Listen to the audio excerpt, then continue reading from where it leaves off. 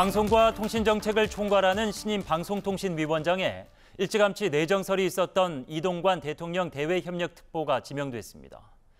이 후보자는 미디어 생태계 복원과 가짜뉴스 근절 등을 최우선 과제로 꼽았습니다. 첫 소식 김용재 기자입니다. 윤석열 대통령이 신임 방송통신위원장에 이동관 대통령 대외협력특보를 지명했습니다. 언론인 출신인 이 후보자는 이명박 정부 청와대 대변인과 홍보수석 등을 지냈습니다. 대통령실은 이 후보자가 윤석열 정부 미디어 산업 정책을 총괄할 적임자라고 설명했습니다. 리더십을 바탕으로 윤석열 정부의 방송통신 분야 국정과제를 추진할 적임자라고 생각합니다. 이 후보자 첫 일성은 가짜뉴스 근절과 미디어 산업의 도약 등으로 요약됩니다. 공영방송 정상화에 대한 의지도 드러냈습니다. BBC 인터내셔널이나 일본의 NHK 국제방송 같이 국제적으로 신뢰받고 그리고 인정받는 공영방송이 있어야 하는 것은 물론이고. 다음 달 국회 인사청문회를 앞뒀지만 방통위원장은 청문 보고서 채택 여부와 관계없이 대통령이 임명 가능해 9월쯤 취임할 걸로 전망됩니다. 윤 대통령은 김영호 통일부 장관 임명도 제거했습니다. 여야가 청문 보고서를 채택하지 못했지만 재송부 시한이 끝난 만큼 임명 절차를 밟은 겁니다. 다음 달엔 산업통상자원부와 과학기술정보통신부 등 장관 교체 인선도 예상됩니다. 사실상 윤석열 정부 2차 개각으로 국정과제 이행 속도를 높여나갈 것으로 관측됩니다. 윤 대통령은 다음 달 광복절 특별사면과 한미일 정상회담 등을 통해서도 하반기 국정 동력을 확보해 나갈 것으로 보입니다. OBS 뉴스 김용재입니다. 방송통신위원장 새롭게 이동관 특보가 지금 언급이 되고 있습니다. 김서환 평론가님, 소문이 무성하더니 하마평에 강하게 좀 오르고 있습니다. 어떻게 보십니까? 이거는 제 얘기가 아니라 언론계에 계시는 분들이면 누구나 다 잘 아실 것 같아요. 언론계 내부에 계시는 분들은 아마 다 공감하는 얘기일 것 같은데요.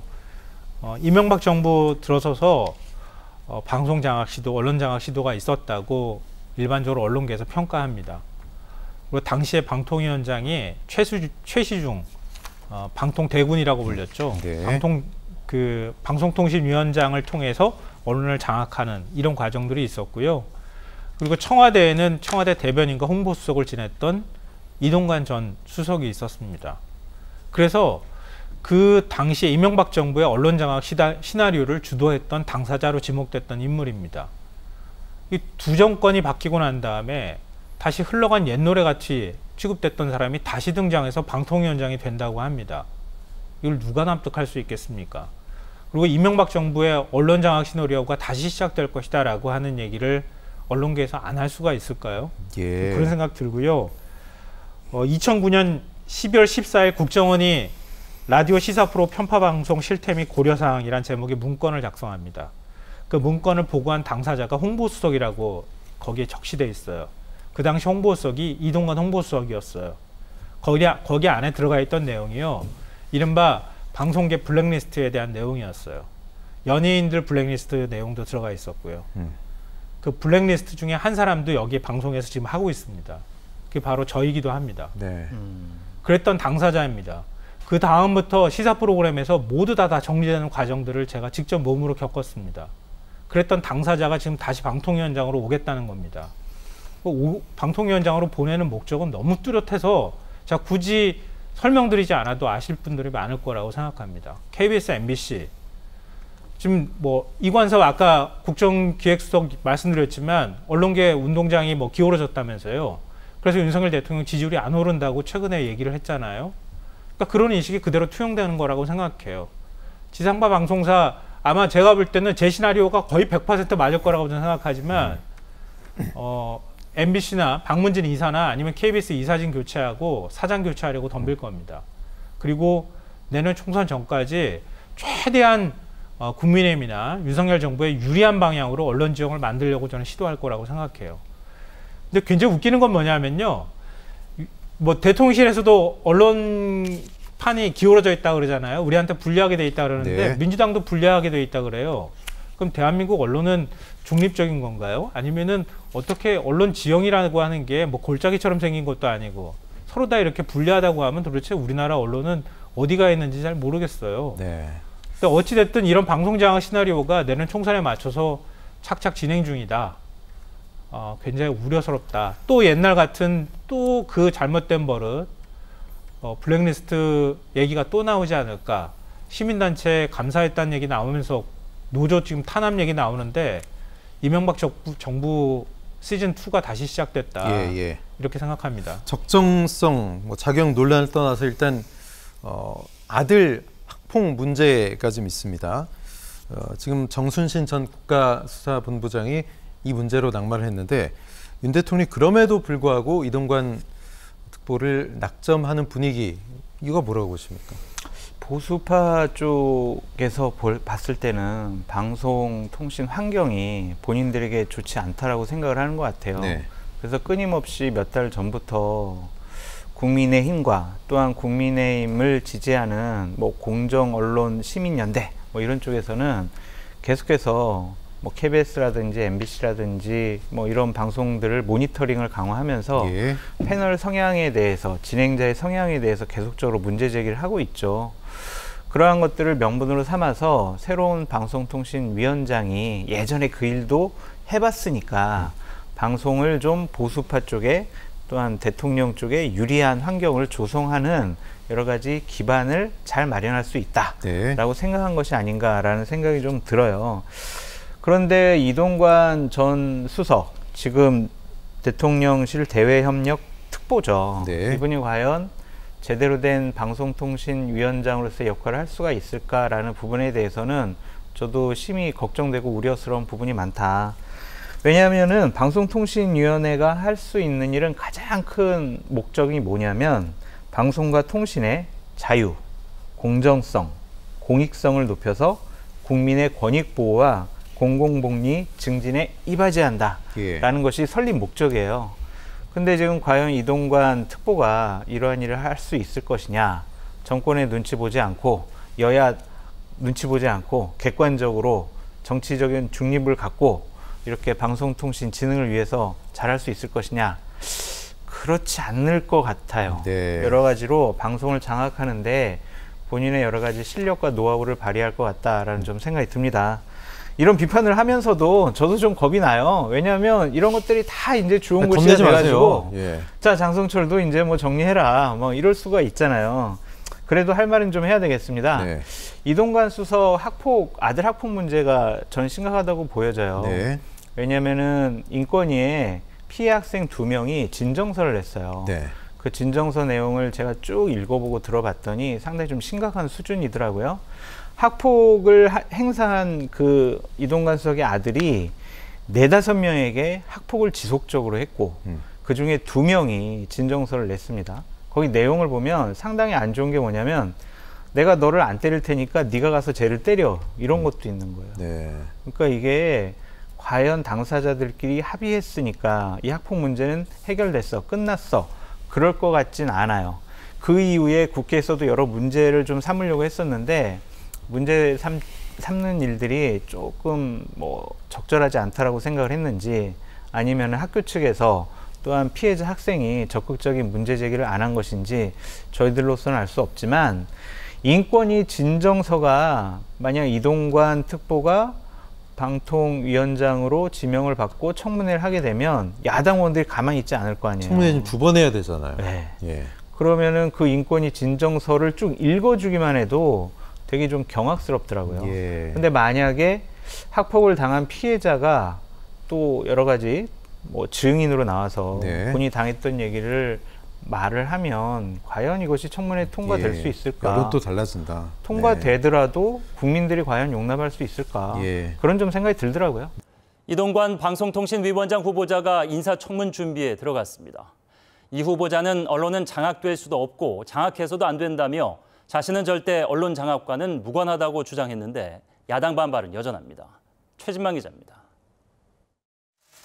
이동관 방송통신위원장 후보자의 첫 출근길 일성은 언론 장악 논란 해명이었습니다. 언론은 장악될 수도 없고 또 장악해서도 안 된다. 그런 영역이라고 생각을 합니다. 또 무책임하게 가짜 뉴스를 퍼나르거나 특정 진영의 주장을 무책임하게 전달하는 것은 언론의 본 영역에서 이탈한 것이라며 공산당 기관지와 마찬가지라고 말했습니다. 특히 문재인 정부의 적폐청산을 조선시대 사화에 빗대며 자신은 절대 언론 장악을 한 적이 없다고 강변했습니다. 제가 만약에 언론을 장악하기 위해서 어떤 지시, 또 실행, 그리고 분명한 결과가 나왔었다면 제가 오늘 이 자리에 설 수 있었겠는가. 아들 학폭 문제는 성실하게, 정확하게 팩트에 입각해서 소명하겠다고 밝혔습니다. 배우자 청탁 의혹은 무관하다며 단호하게 선을 그었는데 여야 공방은 오늘도 이어졌습니다. 방송통신 업무를 총괄하는 수장으로서 이동관 후보자는 공영방송을 정상화해서 국민을 위한 방송으로 거듭나게 해야 합니다. 야당과 언론 노조에 빌미를 주는 일이 없도록. 이동관 후보의 언론관은 명확해졌습니다. 오직 윤석열 대통령 입맛에 맞는 보도만 해야 하고 그것에서 벗어나면 공산당 기관지로 취급당할 것입니다. 이 후보자에 대한 국회 인사청문회는 8월 임시국회가 열린 직후인 이번 달 중순쯤이 될 것으로 보입니다. OBS 뉴스 최진만입니다. 이동관 방통위 후보자 측은 아파트 지분 쪼개기를 통한 배우자 증여 의혹에 대해 주민들끼리 우리가 살 아파트 잘 만들어보자고 의기투합해 후보자의 처가 대의원으로 참여하기로 했고 이를 위해 1% 이상 지분이 필요하다고 해 최소한으로 증여한 것이라고 밝혔습니다. 이 후보자 측은 설명 자료를 통해 조합원들은 대우가 좋은 조합 이사만 선호하고 대의원은 서로 맞기를 꺼리는 분위기였다며 이같이 말했습니다. 그러면서 후보자의 처는 잠원동 아파트 재건축 조합 대의원으로 활동하며 어떤 특혜를 받거나 로비에 관여한 일이 없다며 의혹을 일축했습니다. 이동관 방송통신위원장 후보자에 대한 국회 인사청문회가 열렸습니다. 자녀 학교폭력과 방송 장악 논란이 쟁점이 됐는데요. 먼저 방송 장악 문제를 두고는 야당의 공영방송 길들이기 주장과 여당과 이 후보자의 공정성 회복 주장이 맞섰습니다. 첫 소식 황다인 기자입니다. 야당은 과거 이명박 정부 시절 국정원 문건을 토대로 이 후보자가 언론 장악을 지휘한 게 아니냐고 추궁했습니다. 언론 장악 문건 지시한 적도 없고 보고받은 적도 없다. 본 적도 없다. 청와대 대변인이었고 홍보수석이었잖아요. 네. 보고받거나 요청했던 문건들이 한 30여 건 정도가 발견이 됐습니다. 그 가운데서 실제로 실행이 확인된 것들만 골라내니까 9건 정도. 정확하게는 제가 지시를 했거나 말하자면 결과 보고를 받으니 여당은 야당의 공세가 이 후보자에 대한 낙인 찍기에 불과하다며 왜곡 보도는 바로잡는 게 맞다고 맞받았습니다. 청와대 동정이나 또는 정책 관련해서 오보, 왜곡된 보도 또는 오해에 의한 보도 이런 게 있으면 그냥 둡니까? 공영방송이 편파적이라며 이 후보자가 언론의 편향성을 바로잡을 적임자라고도 했습니다. 공영방송인 MBC와 KBS의 공공성과 공정성을 무시한 채 정치적 편향성을 가지고 보도하고 있는데 왼쪽으로 기울어 있는 방송 지형을 오른쪽으로 기울게 하겠다는 게 아닙니다. 똑바로 평평한 곳에서 공정하게 하는 것이 공영방송의 태도라는 것을 말씀드리는 것이고. 이 후보자는 방통위원장이 되면 오래된 방송 규제를 혁신하고 공영방송이 사회적 책임을 다할 수 있도록 지원하겠다고 강조했습니다. OBS 뉴스 황다인입니다. 또 다른 쟁점인 자녀 학교 폭력을 놓고는 야당의 외압 의혹 제기에 여당의 화해 주장이 맞섰습니다. 이 후보자는 학폭 사실은 인정하면서도 외압은 부인했습니다. 이어서 이어진 기자입니다. 야당은 피해 학생 진술서를 토대로 이동관 후보자 자녀의 학교 폭력 의혹이 사실인지 따져 물었습니다. 팔과 가슴을 수차례 때리고 침대에 눕혀서 밟고 핸드폰을 뺏어서 게임을 하고 자신을 피해 다닌다며 책상에 머리를 300번 부딪히게 하고. 폭력 사실을 인정하시나요? 일부 있었겠죠. 이 후보자가 압력을 행사하지 않았다면 왜 학폭위가 열리지 않았느냐고도 몰아붙였습니다. 여당은 총력 엄호했습니다. 가해 학생이 즉시 잘못을 인정해 피해 학생에게 화해를 요청하고 피해 학생이 화해에 응하는 경우에는 담임 교사가 자체 해결할 수 있는 후보자가 뭐 압력을 행사해서 뭐 학폭위가 열리지 않도록 했다, 압력을 행사했다. 이거는 아무래도 사실이 좀 아닌 것 같습니다. 야당이 사퇴 의사가 있는지 거듭 물으며 반격에 나서자 만약에 거짓말이라고 이게 들통나면 사퇴할 용이 있습니까? 예. 여당은 급히 수습을 시도했습니다. 하나고 이사장에게 전화하신 것은 논쟁의 여지가 충분히 있고요. 송구스럽게 생각합니다. 계속된 엄호의 이 후보자는 여당 의원에게 감사를 표하는 여유를 보이기도 했습니다. 아유, 의원님 감사합니다. 이렇게 또 엄호 자격을 세게 주셔서. 야당은 이 후보자의 도덕성과 방송 장악 논란을 부각하며 낙마를 벌렸지만 증인과 자료 채택에 지연되며 검증의 한계를 보였다는 지적이 나옵니다. OBS 뉴스 이어집니다. 과방위 개최 합의를 한 만큼 일단 회의를 열고 청문 보고서를 채택해야 되는 거 아니냐. 현재까지 나오는 얘기는 욕인데 뭐 당연한 얘기긴 합니다만. 예. 아니 근데 청문 보고서 채택이 안 되면은 이제 대통령께서 빨리 청문 보고서 제출해 주세요라고 하면 다시 한번 얘기를 해요.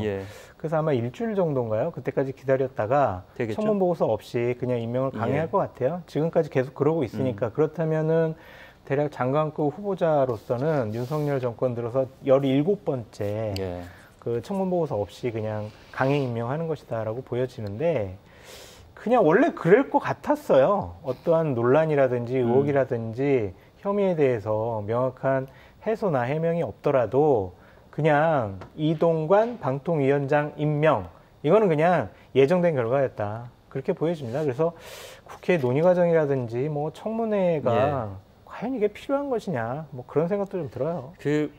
사실 방송에서 이렇게 평론가니까 이제 시원하게 얘기해 주면 좋은데 이게 일종의 국민들의 피로감이거든요. 이런 방송 저희만 하는 게 아니고 하루에도 수십 개를 하고 있어요. 근데 일주일을 내리 비슷한 얘기 할 거 아니에요. 채택 보고서 할 거냐 아니면 대통령이 채택할 거냐. 근데 결과는 자꾸 뻔히 정해져 있는 수순을 흘렀기 때문에 혹여 아닐지는 모르니까 저희가 분석을 하긴 하는 건데. 제 예측으로는 이번 주 안에 임명할 거라고 바로 이번 주에? 보통 한 사흘 정도나 이 정도 주는 경우가 대부분이거든요. 그러니까 주저할 이유가 별로 없다고 보여요.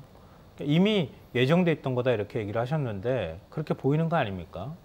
그러니까 그렇게 보일 수밖에 없는 게 최근 한 2달 사이에 공영방송 이사진 4명인가요? 다 해임시켜버렸잖아요. 그 무슨 수순이겠어요 그게?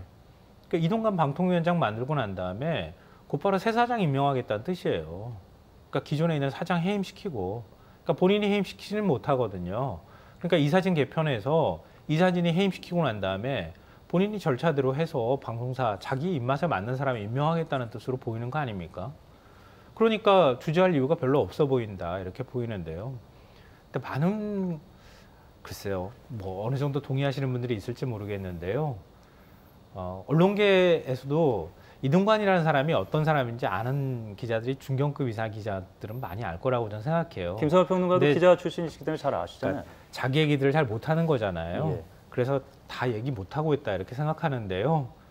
그런 건 개인적 경험의 문제로 그냥 치부하더라도 이명박 정부 시절에 국정원이 만들었다고 하는 문건 어떻게 홍보수석이 모르고 그걸 만들게 했습니까? 이명박 정권 때 언론을 어떻게 장악하려고 했는지 다 알고 있잖아요. 그리고 재판에서 다 유죄 판결 난 거예요. 근데 홍보수석이라는 사람이 난 지시한 적도 없고 보고받은 적도 없다고 그러면서 그냥 책임에서 비껴나가는 거예요. 이명박 정부 때 언론 3인방이라고 불렸던 사람이에요. 그랬던 사람이 언론 현장이 그렇게 바뀌고 있는데 난 지시한 적도 없고 보고받은 적 없다고 얘기를 하고 그리고 그 재현이라고 하면서 노영방송이라고 막 공영방송 비판하고 편향됐니 어쩌니 이런 얘기를 노골적으로 하잖아요. 옛날로 또 때 다 되돌아가겠다는 얘기예요. 이게 과연 맞는 건가 이런 생각이 들고요. 그러니까 가장 국민들이 피부로 와닿은 거는 그걸 거예요. 자녀 조폭과 관련해서 다른 학교 다니고 하나고 보내놓고 학폭이죠, 학폭. 하나고 보내놓고 학폭 문제가 있어서 전학간이 많이 이런 상황인데 전 몰랐어요 이렇게 얘기하고 그리고 권력 실세에 있는 사람이 이사장한테 전화하면서 아는 사람이라서 전화했는데요. 이렇게 말한 걸 국민들이 어떻게 상식적으로 받아들입니까? 예. 마지막 질문 드리도록 하겠습니다. 결국에는 이제 윤석열 대통령의 의중에는 애초에 이분이 있었고 임명이 될 것으로 거의 유력해 보이기 때문에 민주당 내에서는 이제 법적인 조치, 법적으로 하자가 있는 사람이기 때문에 안 된다 이쪽으로 가는 것 같은데. 근데 그 법적인 조치를 하면 누가 수사를 하겠냐고요. 조사를 하고 검찰이나 경찰이 할 텐데 과연 윤석열 정권 하에 있는 검찰과 경찰이 과연 제대로 수사할 수 있겠느냐. 이건 그냥 정치적인 퍼포먼스다라고 볼 수밖에 없고요. 방송 환경이 많이 바뀔 것 같아요. 그러니까 그런 것이 여당에서는 방송 정상화라는 명분을 갖고 진행을 하겠지만 누가 봐도 이것은 여권에 불리하지 않은 윤석열 정권의 우호적인 방송 환경을 만들기 위해서 여러 가지 무리수를 둘 것이다 라는 좀 생각이 듭니다. 이동관 방통위원장이 계속 방송에 나와서 본인의 고집과 신념과 앞으로 방송 환경 어떻게 변화시키겠다라는 얘기를 하겠죠. 근데 그러한 모습들이 과연 국민들 눈에 비춰졌을 때 내년 총선에 국민의힘에게 유리한 환경으로 인정이 될지 아니면 그런 모습에 와, 이 사람들 정말 너무하네. 저렇게 뻔뻔하게 교만하고 오만한 모습 보이면서 저런 식의 방송 장악하려고 그래? 이건 잘못된 것 같아. 내년 총선 때 심판해야지. 이런 식으로 갈지 저는 후자가 더 맞는 길이 아니냐 그런 생각이 좀 듭니다. 오늘 방송에서 두 분이 하나씩 예상을 해주셨어요. 검찰의 영장청구, 이재명 대표에 대한 영장청구는 10월이 될 가능성이 높다라고 장선 조선에 얘기했고 김성환 평론가는 이동관 후보자는 이번 주 안에 임명이 될 것이다. 그렇게 되는지 한번 지켜보도록 하겠습니다. 윤석열 대통령이 신임 방송통신위원장에 이동관 후보자 임명을 제거했습니다. 어제까지였던 이 후보자 인사청문 보고서의 재송부 시한을 넘긴 만큼 바로 임명을 제거한 걸로 보입니다. 야권에서는 이 후보자에 대한 초대형 의혹들이 넘친다며 반발하고 있어 진통은 계속될 전망입니다. 한편 윤 대통령은 박문규 산업통상자원부 장관 후보자에 대한 인사청문 요청안도 제거했습니다. 윤석열 대통령이 이동관 신임 방송통신위원장에게 임명장을 수여했습니다. 이 위원장은 바로 활동에 들어가 오는 28일 취임식 이후 곧바로 전체 회의를 조집해 공영방송 이사회 보궐이사 임명 등 주요 안건을 의결할 것으로 전해졌습니다. 다음 달 9일에는 국무회의에도 참석할 것으로 알려졌는데 방통위원장이 국무회의에 참석하는 건 지난해 5월 3일 이후 처음입니다. 예상대로 청문보고서 재송부를 요청해서 이루어지지 않고 결국엔 이제 임명이 된 16번째 사례가 됐습니다. 뭐 예상했던 그 흐름대로 그냥 갔습니다. 예상대로죠. 어차피 지금 윤석열 정부에서도 방금 말씀하신 대로 16번째 이 청문 보고서 채택 없이 이제 임명을 하는 셈이 되는데 그 말은 뭔가 하면 인사청문회라는 게 이제 거의 통과 의례.